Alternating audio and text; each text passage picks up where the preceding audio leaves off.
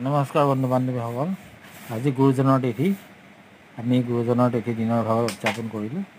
বন্ধু বান্ধৱীসকল, আপোনালোক জনাবলৈ পাই সুখী হৈছে যে মই যিটো হৰিণ বনাই আছিলোঁ আজি কেইদিনমানৰ পৰা, সেই হৰিণটো সম্পূৰ্ণৰূপে হাতৰ কাম শেষ হৈছে। এতিয়া ৰঙৰ কাম বাকী আছে। হয়তো আমি বতৰ ভাল থাকিলে কালিৰ পৰা ৰং আৰম্ভ কৰিম। এই ভিডিঅ'টো চাই আপোনালোকে কেনে পালে কমেণ্ট কৰি জনাবলৈ নাপাহৰিব। লগতে আপোনালোকৰ সহায় সহযোগ ও আপোনালোকৰ প্ৰেৰণাৰ জৰিয়তে আমি আগবাঢ়ি যাবলৈ সক্ষম হ'ম।